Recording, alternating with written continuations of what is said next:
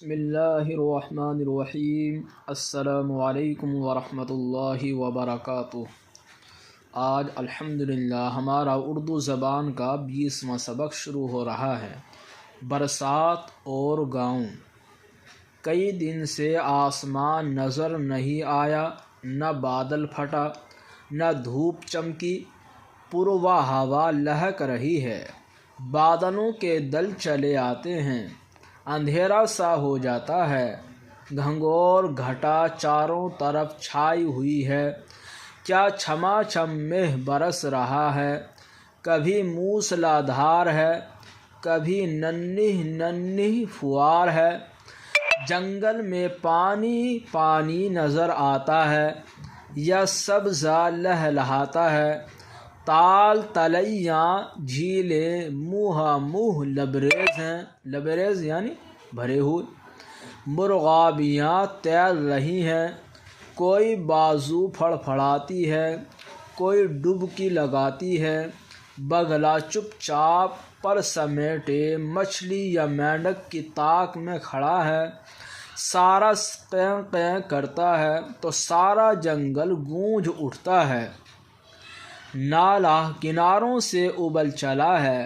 پانی موجیں مارتا بل کھاتا شور مچاتا چلا جاتا ہے، دھانوں کے کھیت پانی کا تختہ بن گئے ہیں، دھان میں ڈوبنے ہی سے جان آتی ہے، اس کا ڈوبنا کسان کا ترنا، ایکھ بھی لہلہا رہی ہے، انگلوں روز بڑھتی ہے،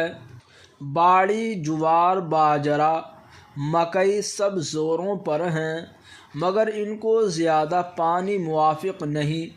اسی واسطے کسان نے کھیت کی مینڈ کاٹ کر پانی کے نکاس کا راستہ بنا دیا ہے۔ نظم مؤلف۔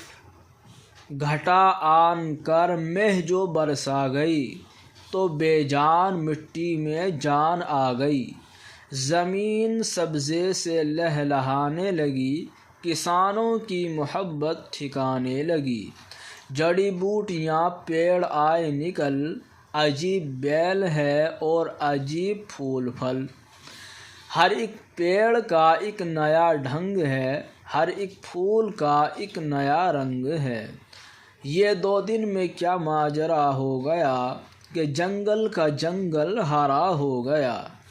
جہاں کل تھا میدان چٹیل پڑا، وہاں آج ہے گھاس کا بن کھڑا،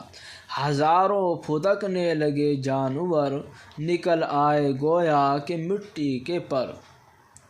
باغوں میں عجب بہار آ رہی ہے، درختوں کا پتا پتا دھل گیا ہے، کیا نکھری ہوئی سبزی ہے، مور گھنے پتوں کی ڈالیوں میں چھپے بیٹھے ہیں،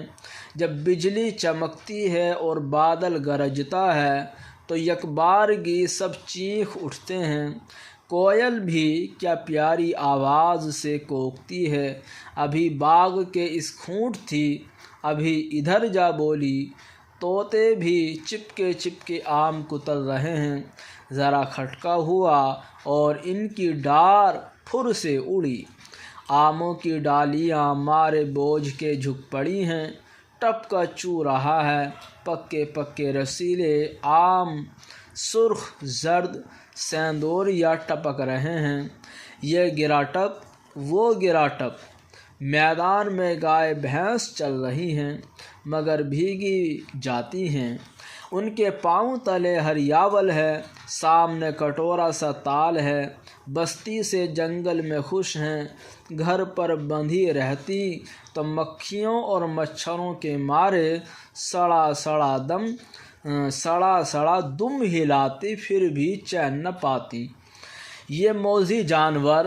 ان کا خون پیتے اور ستاتے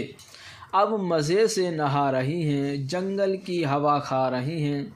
گوالا کمبل اوڑھے لٹھ لیے پاس کھڑا ہے، کسی کو گلے سے بچھڑنے نہیں دیتا،